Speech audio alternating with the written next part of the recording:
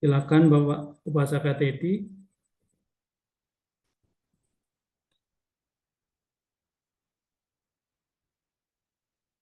Atau kalau belum siap, saya panggil dari menanggap agama Hindu,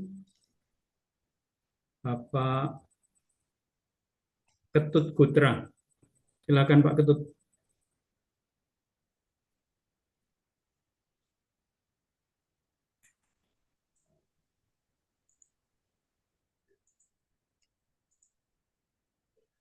Selamat malam. Selamat malam, Pak Ketut. Selamat malam Pak Jim. Pak Junarto. Wah, ini luar biasa Pak.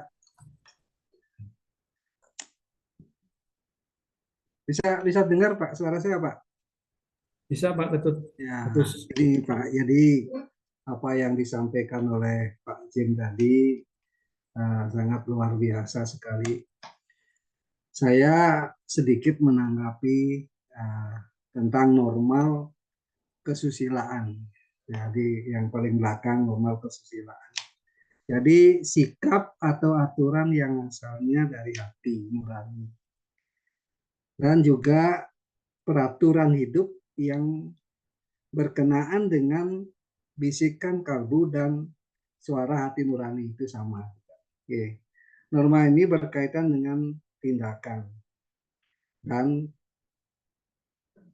laku yang baik. Jadi di situ tindakan itu adalah juga perkataan. Dari sekian tadi pembicaraan itu yang kami fokuskan adalah norma kesusilaan, yaitu melaksanakan ibadah, menjaga kesopanan dan etika berbicara, dan menghormati orang tua, jadi menghormati orang tua atau yang dituakan, menjunjung tinggi nilai-nilai kekeluargaan. Yang terakhir adalah jangan membicarakan orang lain di belakang. Nah, dari sekian tadi dapat kami ambilkan dari Niti Sastra Sarga 5 bait ketiga, yaitu Wisanta nimitanta manemu laksmi, wasita nimitanta pati ketemu kepanggu, wasita nimitanta menemu duka, wasita nimitanta menemu mitra. Yang artinya bahwa Bapak Ibu semuanya, oleh karena perkataan engkau akan mendapat kebahagiaan. Oleh karena perkataan engkau akan menemu ajalmu. Oleh karena perkataan engkau akan mendapat kesusahan. Dan oleh karena perkataan engkau akan mendapat teman. Jadi sangat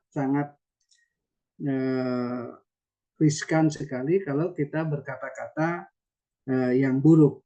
Nah, kata-kata ini sebetulnya adalah juga dari pikiran kita, Bapak-bapak dan Ibu, pikiran apa yang kita pikirkan, kita berpikir baik, ya berpikir baik berarti akan berkata-kata yang baik, dan kata-kata baik akan melaksanakan perbuatan yang baik. Nah, mungkin itu saja dapat kami sampaikan. Yang ada di sini Pak Nyoman Sutanto, Pak, yang biasa, Pak Prof. Nyoman Sutanto yang biasa menyampaikan. Silakan Pak, mungkin ke Pak Prof. Terima kasih. Salam semua saudara. Semua saudara. Jadi sudah disampaikan Pak Ketut, Pak. Enggak.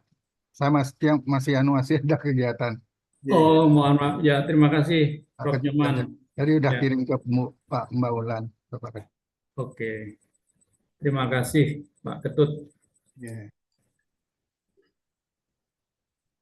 Penanggap berikutnya saya panggil lagi dari agama Buddha, Bapak Upasaka Teddy Tahir SH. Silakan open mic.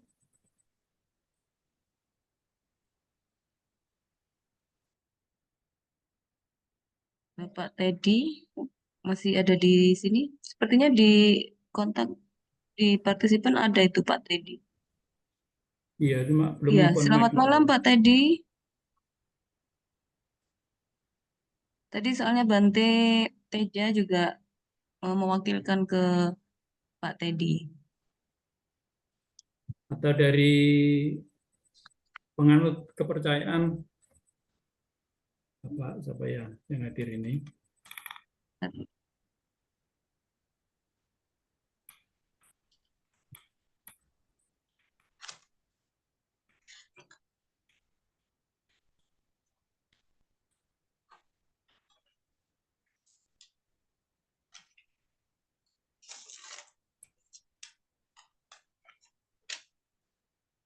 Atau mungkin dari para peserta, saya persilakan Ya mungkin dari penanggap ingin menanggap atau Islam bertanya dulu mungkin kepada Pak Junarto. narasumber. Oh boleh, mari silakan ke Pak Yai Haji Muhammad Nisam Asofa. Silakan Pak Yai. Ya, Assalamualaikum warahmatullahi wabarakatuh. Terima kasih pemaparan yang bagus. Memang bedanya manusia dengan hewan atau binatang itu di perasaan dan akal sehat. Dalam arti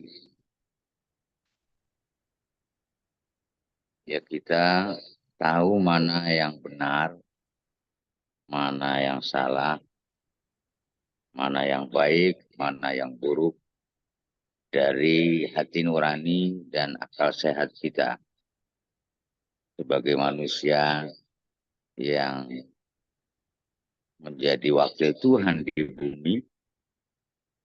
Kita harus menerapkan dalam kehidupan ini yang benar itu benar, yang salah itu salah.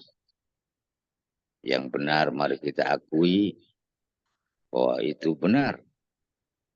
Yang salah mari kita akui ya itu salah, yang harus kita taubati dan kita perbaiki atau kita benarkan sebagaimana mestinya.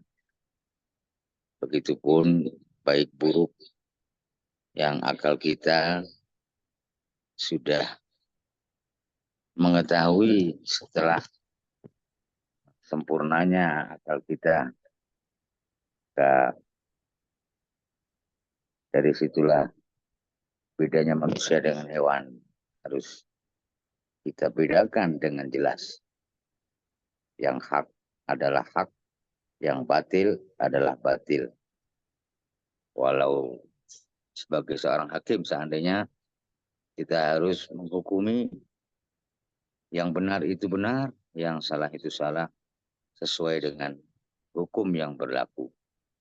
Dan kita harus jujur mengakui kesalahan diri walaupun kita sebagai apapun posisinya. Saya rasa itu yang bisa saya komentari di penjelasan uraian. Assalamualaikum warahmatullahi wabarakatuh. Waalaikumsalam. Baik. Terima kasih Gus Nisam yang telah memberi penanggapan atas materi yang disampaikan oleh Dr. Jem. Mungkin dari teman-teman peserta, silakan ada yang bertanya atau menanggap, saya persilakan, masih ada waktu. Ya, kita panggil sekali lagi kepada Pak Teddy, perwakilan dari agama Buddha. Selamat malam Pak Teddy, masih di tempat?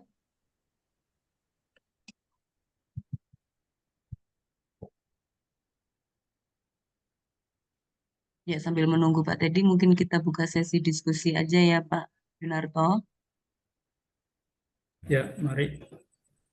Mari para peserta, saya persilakan, kami persilakan untuk diskusi atau ingin bertanya kepada para Pak Jem, pemateri kita dari Agama Konghucu, saya persilakan.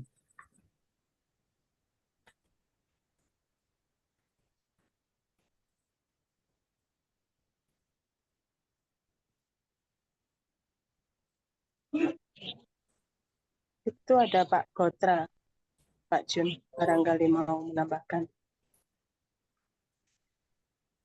Selamat malam Pak Putra. Sudah tadi, Pak. Baik. Oh, Bapak Ketut. Mohon maaf, mohon maaf.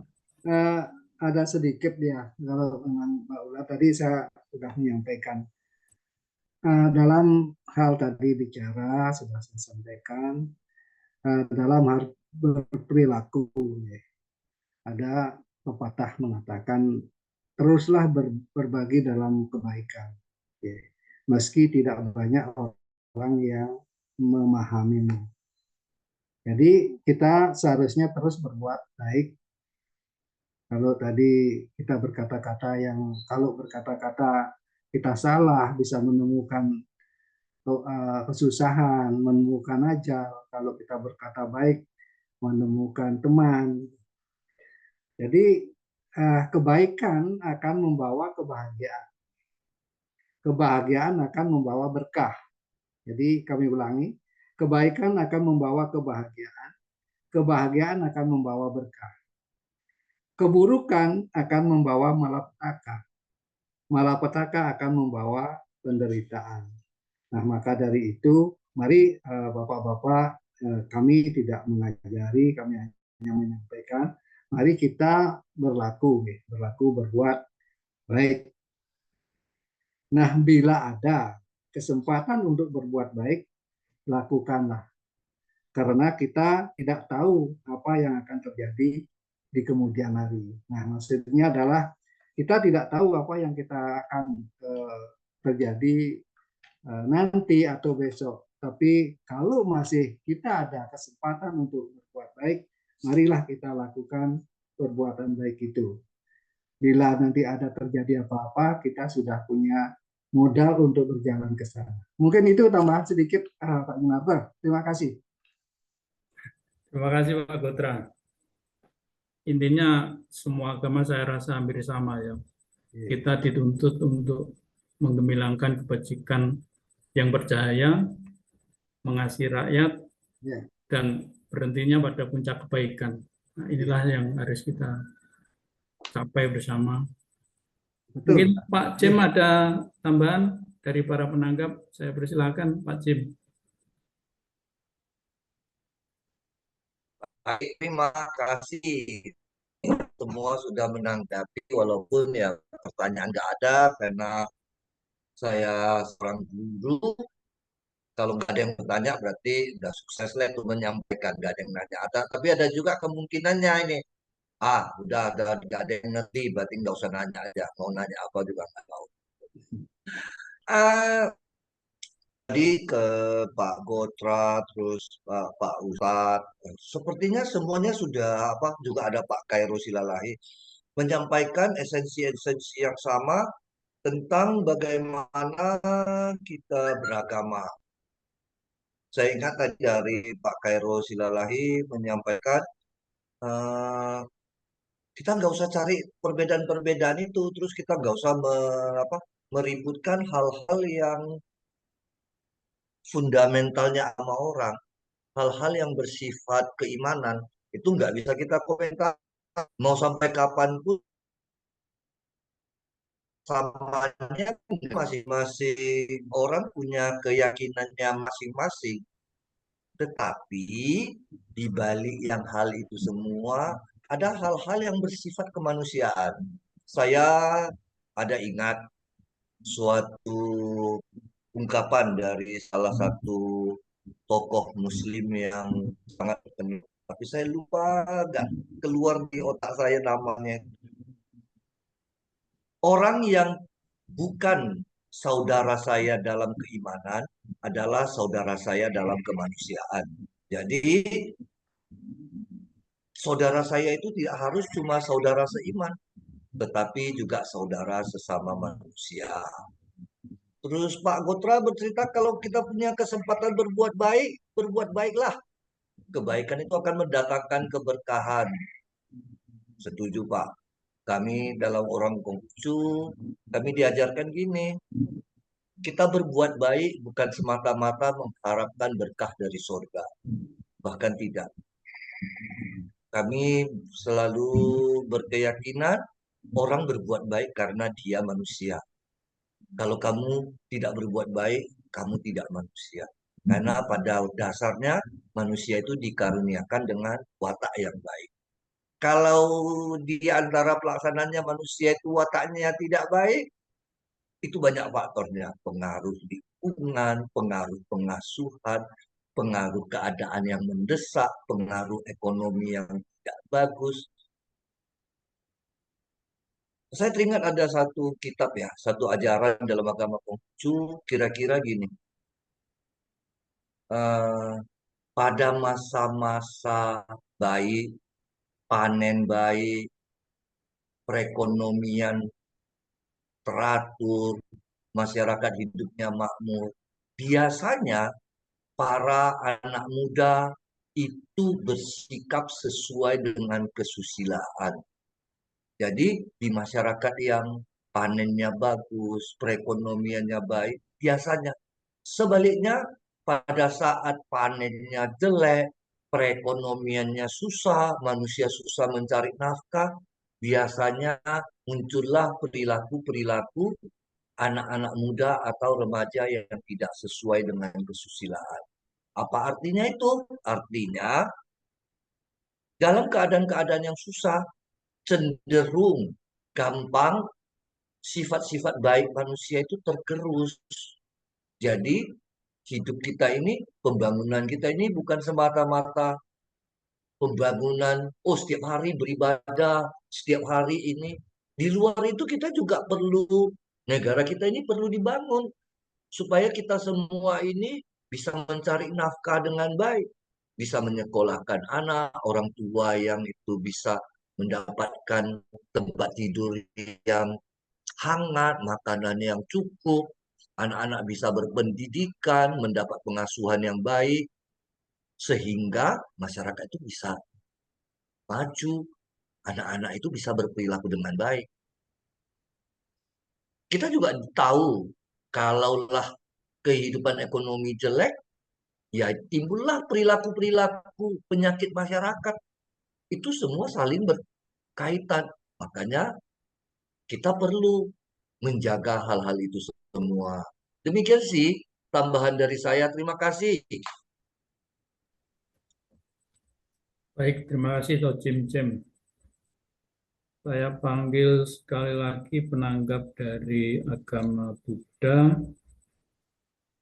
Upasaka Bapak Teddy Tahir Esa, masih ada di tempat.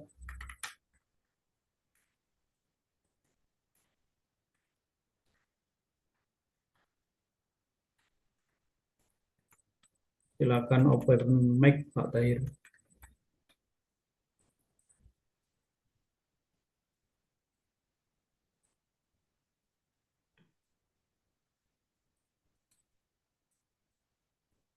Ya, Oke, nya belum. Pak Cincin ada pertanyaan ini dari para peserta. Bisa apa Saya kita bacakan baca. ya. Bagaimana solusinya untuk menghapus adat yang kurang bagus seperti permainan judi dan minuman arak pada saat upacara pernikahan? Oh, Adat. Silakan Toh Cincin tanggapi. Bagaimana sebentar. solusi untuk Ini menghapus adat yang kurang baik seperti permainan judi dan minum arak pada saat upacara pernikahan? oke. Dari saudari kita Faridatul Janah. Tahu ini. Saya nggak tahu apakah saya berhak menjawab pertanyaan seperti ini. Pertanyaan ini sepertinya dari Faridatul Jana. Ibu Faridatul Jana ini saya nggak tahu ini bertanya dalam rangka ini karena apa? Apakah ini permainan judi dan minum arak pada acara pernikahan orang beragama Konghucu atau orang beragama Tionghoa atau berlaku ke semua? acara pernikahan semua. Ini Secara di umum saya rasa atau cincin. karena saya belum. Hah? Secara umum saya rasa ini. Halo? Secara umum atau cincin. Secara Oh, secara ya umum, betul. bukan Adat acara kebiasaan. permainan judi dan minum arak pada acara pernikahan orang Tionghoa. Oke. Apakah hal itu ada? Saya yakin ada. Apakah berlaku di semua tempat dan di setiap waktu? Sepertinya tidak. Nah, terus kalau kita kembali kita cerita adat, apakah yang disebut dengan adat itu? Adat itu suatu kebiasaan yang sudah berulang-ulang dan dianggap menjadi sesuatu kebiasaan atau custom di masyarakat tertentu. Kalau dulu kita waktu SMA pernah belajar sosiologi, mengartikan kata adat itu mungkin ini enggak kata adat, ini mungkin kebiasaan. Menghapus adat yang kurang bagus. Ada ya? Apakah dengan cara para pemuka agama semuanya menjelaskan dulu jeleknya permainan judi dan minum arak?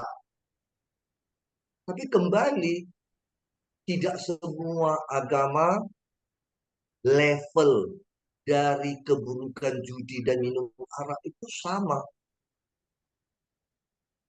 levelnya. Kita tahu saat ini perjudian merajalela khususnya judi online. Tetapi kita juga tidak bisa menafikan permainan judi di banyak daerah, di banyak adat-adat tertentu itu adalah merupakan kebiasaan atau bahkan sudah seperti adat yang tidak bisa lepas. Bahkan ada nama-nama permainan kartu yang dihubungkan dengan daerah tertentu. Itu kalau masih dalam batas wajar atau gimana, nggak tahu saya apakah itu memang harus dihapuskan semua. Apakah itu baik, bagus, kurang bagus? Ya, memang mungkin kurang bagus. Terus saya yakin dalam hal meminum arak, tidak semua agama memandang, bahkan tidak semua orang yang satu agama memandang masalah meminum arak ini dari sudut pandang yang betul-betul 100% sama. Bahkan agama yang ada yang sudah mengatakan ini adalah sesuatu yang haram, tapi kenyataannya praktek-praktek seperti itu memang masih ada. Tentu itu kadang-kadang kembali kalau dari sudut kesusilaan tata krama mungkin eh, ya dikurangi lah. Mungkin dikurangi efek sampingnya. Itu betul-betul susah bagi saya untuk menjawab bagaimana kita men-social engineering merubah itu, menghapus itu. Karena di setiap daerah beda kasusnya, yang namanya orang melakukan praktek permainan judi atau minum arak itu beda. Tidak semua daerah itu sama. Beberapa daerah saya yakin agak permisif tentang praktek-praktek permainan judi kecil-kecilan, bahkan minum arak. Beberapa daerah mungkin ini sangat ketat. Banyak hal kalau kita lihat di YouTube atau di media sosial, praktek-praktek yang dilakukan di acara pernikahan atau bahkan perkabungan yang kadang-kadang kita anggap tidak sesuai dengan norma-norma agama tertentu. Tapi itu kenyataannya betul-betul ada. Bagaimana misalnya contoh dalam acara pernikahan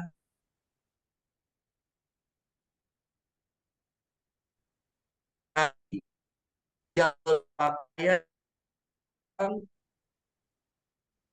luar biasa, pakaian-pakaian orang miskin yang kainnya kurang.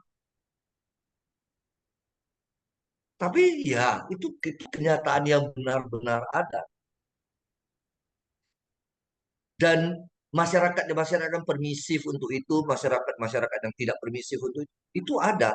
Cuma kadang-kadang kembali gini, ada hal yang tidak bagus, jangan kita ikuti. Menurut kita tidak bagus, jangan kita ikuti. Jangan kita ikut main judi waktu acara pernikahan. Jangan kita ikut minum arak pada saat acara pernikahan. Kita suruh anak kita jangan. Kalau bagi perempuan, suruh suaminya jangan ikut. Suruh abangnya jangan ikut. Kalau masing-masing di antara kita gitu, mudah-mudahan itu bisa berkurang.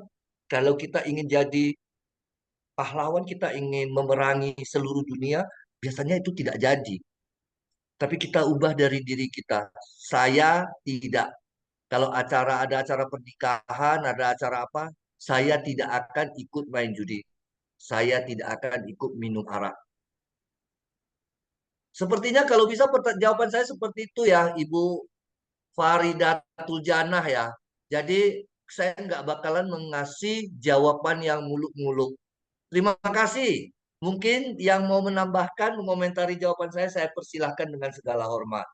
Baik, terima kasih Toh Cincem.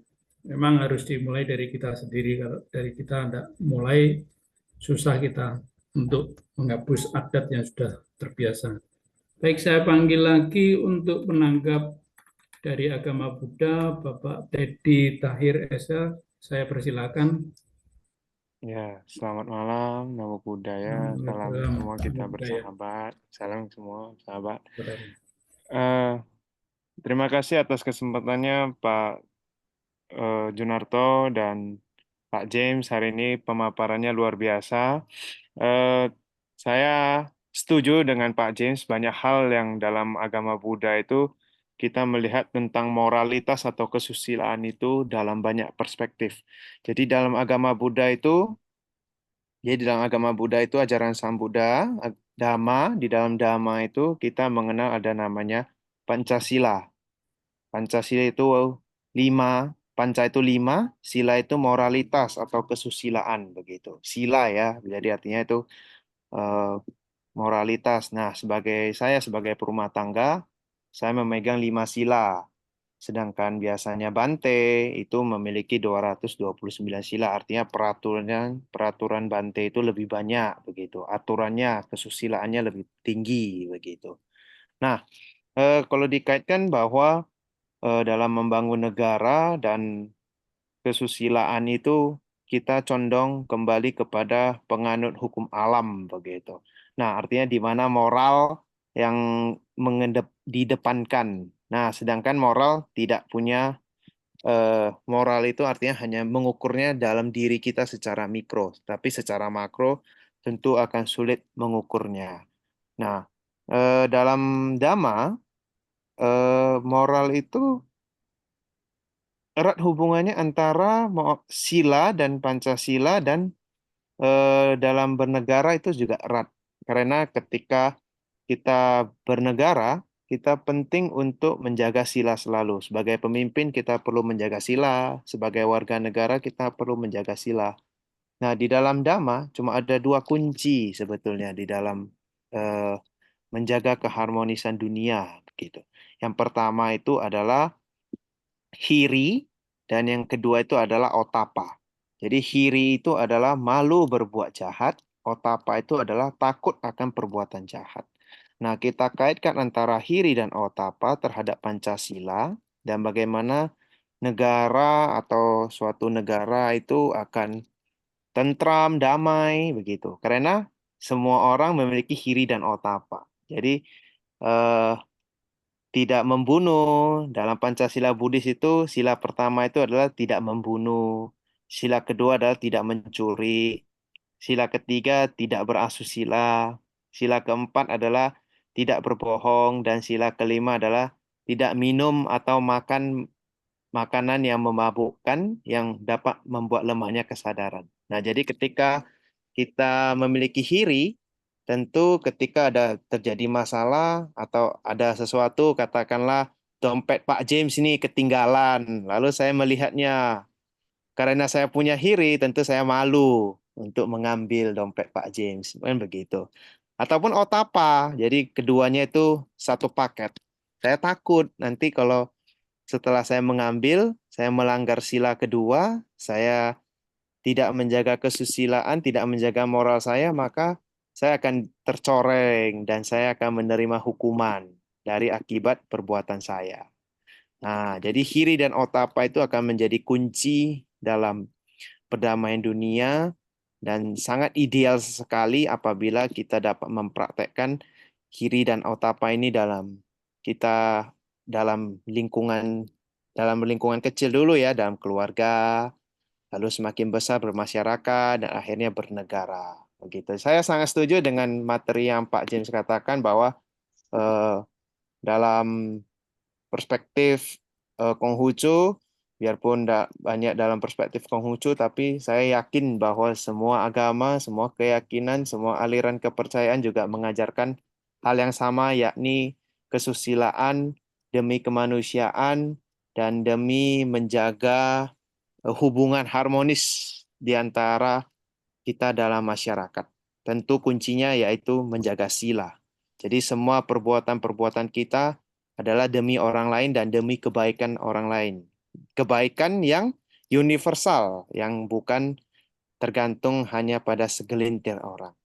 Mungkin demikian Pak Junarto, silakan ditanggapi Pak James, terima kasih. Baik, terima kasih. Pak Jim, ada tanggapan lagi dari Pak Teddy? Saya persilakan. Ah, terima kasih ke Pak Teddy ya. Oke lah, itu tadi memang pas itu kalau cerita Hiri dan Otapa, Pancasila, Buddhis, mulai dari apa ya, Panatipata, Musyawarah apa, Adinadana, Kami Benar. Subicara, Musyawarah itu semua oke. Itu memang sudah luar biasa. Terus, tapi tentu paling satu hal, saya selalu mengatakan tidak bisa kita mengatakan bahwa semua agama itu pada dasarnya sama. Kita tidak usah selalu mau berkelit di balik itu, selalu itu di mana-mana. Pada dasarnya semua agama kan sama gini-gini. Pada dasarnya semua agama itu adalah tidak sama. Semua agama itu pada dasarnya tidak sama. Tapi nggak apa-apa, tidak sama pun kita tetap bisa hidup rukun, tidak tetap bisa bekerja sama. Karena ada nilai-nilai universal dalam agama itu yang menyuruh kita untuk hidup bersama-sama orang lain. Saya ingat itu, saya sering itu baca dalam kitab agama Buddha, Sang Buddha berkata kepada penganutnya, kalau kamu ingin mencapai apa, belajar ke saya supaya kamu apa, kamu bahkan jangan lupa kepada guru kamu yang dulu. Kamu datang periksa kebenaran ini apakah kamu mendapatkan kebahagiaan, kamu mendapatkan sesuatu yang baik dalam ajaran ini, makanya kamu ikuti. Yang sering disebut apa? Hipasiko gitu, ya kan? Tapi kalau kita mau bercerita bahwa semua agama itu sama, ya agama itu pasti tidak sama. Kalau agama itu semua sama, ngapain kita berbeda-beda agamanya? Cuma di balik agama yang berbeda-beda itu kita bisa bekerja sama, kita bisa hidup rukun, nggak terlalu apa, karena banyak sebenarnya aspek. Contohnya gini lah, kalau mau ngajak ke masjid atau mau ngajak apa, tentu kita carilah orang yang satu agama sama kita. Kalau mau ngajak ke gereja, mau ngajak ke wihara.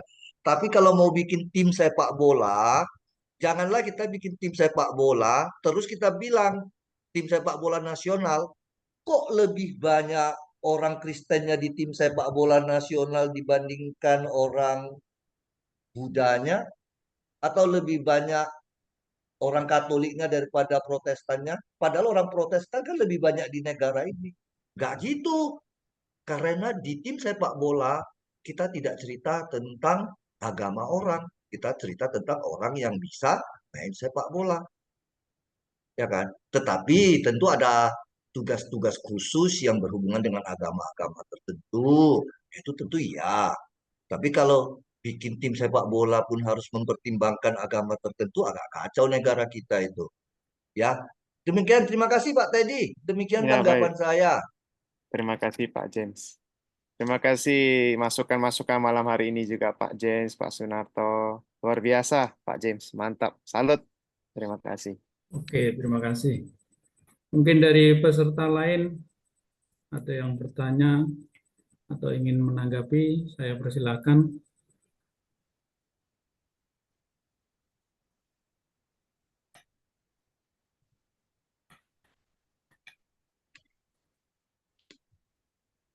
Atau Resian, silakan. Saya persilakan.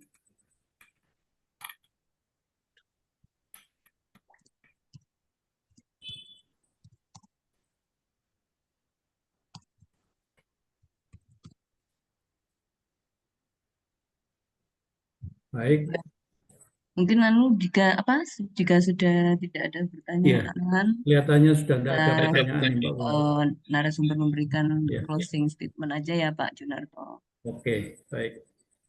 Pak Jim, kelihatannya sudah ada pertanyaan atau penanggap dari para pemuka dan peserta. Saya berikan Pak Jim untuk closing statement untuk mengakhiri Zoom UMP malam hari ini. Terima kasih. Baik, closing statement ya. Saya nggak ada mempersiapkan closing statement, tapi ya gini ya. Kira-kira gini. Masyarakat harmoni itu yang dalam agama Konghucu banyak kriterianya, ternyata sudah termaktub dalam konstitusi kita yang diinginkan oleh, walaupun ya mungkin tidak letterlek A, B, C, D. Terus dengan kesusilaan, ternyata nilai-nilai kesusilaan dalam agama Konghucu, sebagian besar nilai-nilainya itu juga sudah termaktub dalam hati dan sanubari kawan-kawan kita yang beragama lain. Tentu dengan bahasa yang sama, dengan tata cara pengucapan yang berbeda. Dengan menggabungkan dua hal itu, masyarakat yang harmoni hubungannya dengan kesusilaan, kita mengharapkan masyarakat yang berkesusilaan akan mencapai masyarakat yang harmoni. Harmoni itu kembali, harmoni itu bukanlah gabungan dengan hal-hal yang sama. Harmoni itu adalah gabungan dari hal-hal yang berbeda. Kalau kita ingat orang bermain orkestra, harmoni itu adalah paduan antara drum, gitar, piano, dan lain-lainnya. Harmoni itu bukan anak-anak sekolah gabung menyanyikan satu lagu dengan not yang sama, dengan tempo yang sama. Harmoni itu adalah orkestra. Semua orang, semua pihak harus memunculkan bagiannya masing-masing, digabungkan sehingga menciptakan sesuatu yang indah, harmoni yang indah. Demikian sepertinya closing statement saya. Mudah-mudahan dengan yang kita sampaikan sedikit dapat bermanfaat bagi kita semua. Tetap disclaimer, saya bukan tokoh masyarakat, apalagi tokoh agama. Terima kasih. Salam kita semua bersaudara. Semua saudara. Ya, saya kembalikan ke Mbak Wulan. Terima kasih semua, Mbak Wulan. Ya, baik, disampaikan terima kasih kepada narasumber Bapak James dari Medan, dari Agama Konghucu, dan juga kepada moderator kita pada malam hari ini, Bapak Junarto. Terima kasih sudah mengawal dari awal memandu diskusi. Mohon maaf, tadi saya ada kendala teknis, jadi tidak bisa bergabung di awal. Baik, Bapak Ibu, jangan lupa untuk mengisi absensi dan kuesionernya yang sudah saya share linknya di kolom chat. Dan juga saya ucapkan terima kasih juga kepada seluruh tokoh rohaniawan IMP yang sudah memberikan tanggapannya dengan Pak Ketut Gotra. Terima kasih Pak. Dan juga Gus Nisam dan juga dengan Pak Teddy dari Buddha. Terima kasih sudah turut bergabung dan saya ucapkan terima kasih kepada seluruh peserta setia Jagongan Online Indonesia Merayakan Perbedaan yang sudah dengan setia bergabung bersama kita untuk mendengarkan, menyimak pemaparan yang sangat bermanfaat tentunya bagi kita semua. Semoga kita dimudahkan dalam terus-menerus memperbaiki diri sesuai dengan adab atau aturan atau norma kesusilaan yang baik dalam berperilaku di masyarakat. Baik, Bapak Ibu, sampai jumpa Senin depan dengan tema yang berbeda. Wassalamualaikum dan salam semua saudara. Saudara. Salam semua saudara. Salam semua saudara.